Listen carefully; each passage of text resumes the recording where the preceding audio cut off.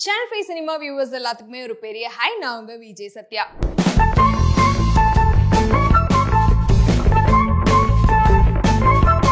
இன்னைக்கு சினி அப்டேட்ல என்ன பார்க்க போறோம் அப்படின்னு பாத்தீங்கன்னா, ஃபர்ஸ்ட் வந்து நம்ம தளபதி பத்தின ஒரு அப்டேட்ல இருந்தே போயிடலாம். நம்ம விஜயோட கடைசி படமான தளபதி 69 படத்தை பத்தி ஒரு புது அப்டேட் வந்திருக்கு. என்னன்னா, இந்த படத்துல புது கேஸ்டிங் வந்து ஆட் பண்ணிருக்காங்களாம். அது யாரு அப்படின்னு கேட்டீங்கன்னா, நம்ம அசுரன் படத்துல தனுஷ்க்கு பையனா நடிச்ச டிஜே வந்து இந்த தளபதி 69 படத்துல வந்து நடிக்கிறாராம். அது மட்டும் இல்லாம மமிதா பைஜுக்கு வந்து பேராவுமே நடிக்கிறாங்க வந்து ஒரு நியூஸ் போயிட்டு இருக்கு. சோ இத பத்தி டிஜே என்ன சொல்லியிருக்காரு அப்படின்னு கேட்டீங்கன்னா, இது விஜயோட கடைசி படம் அப்படின்றனால இந்த சான்ஸை நான் எப்படி மிஸ் பண்ணுவேன்.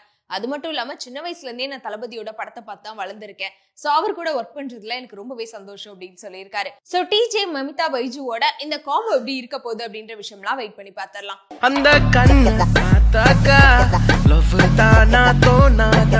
அடுத்த அப்டேட் அப்படின்னு பாத்தீங்கன்னா, நம்ம லோகேஷ் கனகராஜோட டைரக்ஷன்ல வந்து ரஜினி கூலி படத்துல வந்து நடிச்சிருக்காரு.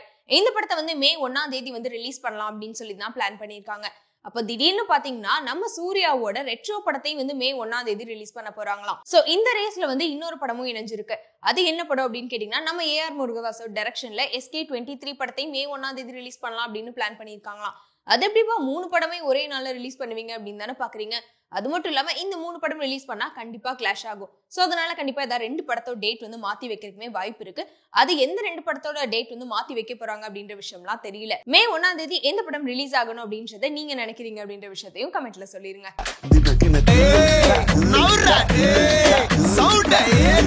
சோஷியல் மீடியா ஃபுல்லாவே ட்ரெண்டிங்ல போயிட்டு இருக்க ஒரு விஷயம் தான் வந்து விஷால் பத்தின ஒரு விஷயம். என்னன்னா, விஷால் வந்து ஒரு 12 வருஷத்துக்கு முன்னாடி மதகஜ ராஜா அப்படின்னு சொல்லி ஒரு படம் வந்து நடிச்சிருக்காரு.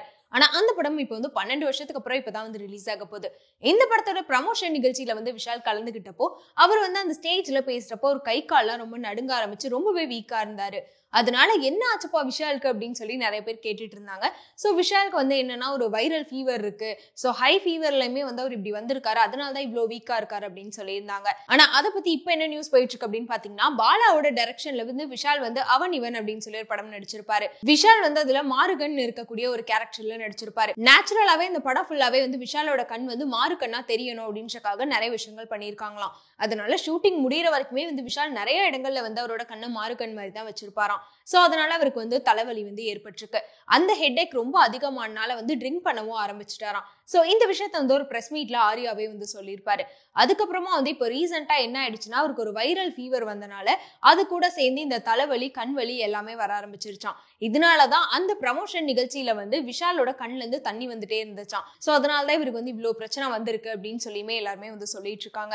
சோ அவர் வந்து ஒரு படத்துக்காக அவரோட உடம்ப கஷ்டப்பட்டு நடிச்சது வந்து இத்தனை வருஷம் அவருக்கு வந்து அஃபெக்ட் ஆயிருக்கே இருக்கு அப்படின்னு சொல்லியுமே வந்து ரசிகர்கள் கமெண்ட் பண்ணிட்டு இருக்காங்க. சோ இத பத்தி நீங்க என்ன நினைக்கிறீங்க அப்படின்ற விஷயத்தையும் கமெண்ட்ல சொல்லிருங்க. அடுத்த அப்டேட் அப்படின்னு பாத்தீங்கன்னா, நம்ம ஹன்சிகா மோத்வானி மேல வந்து கேஸ் போட்டாங்களாம். என்னப்பா சொல்றீங்க, இப்ப ஏன் வர வர எல்லா ஆக்டர் மேலயுமே வந்து கேஸ் போயிட்டு இருக்கு அப்படின்னு சொல்லி தானே யோசிக்கிறீங்க. சோ இந்த நியூஸ் கேட்கிறப்ப எனக்குமே அப்படிதான் தோணுச்சு. ஆனா ஹன்சிகா மோத்வானி மேல என்ன கேஸ் அப்படின்னு பாத்தீங்கன்னா, இவங்க தமிழ் சினிமால வந்து தனுஷ் கூட மாப்பிள்ளை அப்படின்ற ஒரு படத்துல நடிக்க ஆரம்பிச்சு இப்போ வரைக்குமே தமிழ் ஆடியன்ஸ் மத்தியில இவங்களுக்குன்னு ஒரு ஃபேன் பேஸ் இருக்கு. அது மட்டும் இல்லாம பார்க்கவே ரொம்ப சம்பியா கியூட்டா வேற இருப்பாங்க. சோ அதனாலே ஹன்சிகானா எனக்கு ரொம்ப பிடிக்கும்பா, பார்க்க கியூட்டா இருக்காங்கல்ல அப்படின்னு சொல்லி எல்லா படங்கள்லயுமே உங்களை ரொம்பவே ரசிப்பாங்க. அப்புறம் கொஞ்சம் வருஷத்துக்கு முன்னாடி தான் வந்து ஹன்சிகாக்குமே வந்து கல்யாணம் ஆச்சு. ஹன்சிகாவோட பிரதரான பிரசாந்த் மோத்வானிக்கு வந்து ஒரு டெலிவிஷன் ஆக்ட்ரஸ் கூட வந்து கல்யாணம் ஆயிடுச்சு.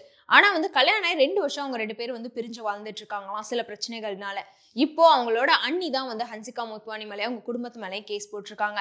என்ன கேஸ் அப்படின்னு கேட்டீங்கன்னா, டொமஸ்டிக் வயலன்ஸ் கேஸ் வந்து போட்டிருக்காங்க. என்னன்னா, ஹன்சிகாவும் வந்து அவங்களோட அம்மாவும் சேர்ந்துட்டு இவங்களோட மேரேஜ் லைஃப்ல தலையிட்டு இவங்க 2 பேத்துக்கும் நடுவில் நிறைய பிரச்சனை ஏற்படுத்துறதாவும், அது மட்டும் இல்லாம அதை கேட்டுட்டு அவங்களோட ஹஸ்பண்ட் அப்புறம் ஹன்சிகா அம்மா எல்லாருமே சேர்ந்து அவங்கள ரொம்ப டார்ச்சர் பண்றதாவும் வந்து ஹன்சிகாவோட அண்ணி வந்து கேஸ் போட்டிருக்காங்க. சோ என்னப்பா சொல்றீங்க, இந்த பிள்ளைய பார்த்தா இப்பெல்லாம் எதுவுமே தெரியாத பிள்ளையா இருக்கு, இதுவா டார்ச்சர் பண்ணுது அப்படின்னு சொல்லி தான் நம்ம எல்லாத்துக்குமே தோணுது. பட் இந்த கேஸ் வந்து என்ன ஆக போகுது, எந்த அளவுக்கு போகுது அப்படின்ற விஷயம்லாம் தெரியல. வெயிட் பண்ணி பார்க்கலாம். இது மாதிரி சினி செய்திகள்லாம் தெரிஞ்சுக்கணும் அப்படின்னா சேனல் 5 சினிமாவை மறக்காம சப்ஸ்கிரைப் பண்ணிக்கோங்க. அது வரைக்கும் உங்ககிட்ட டாடா பை சொல்லிக்கிறது நான் உங்க விஜய் சத்யா.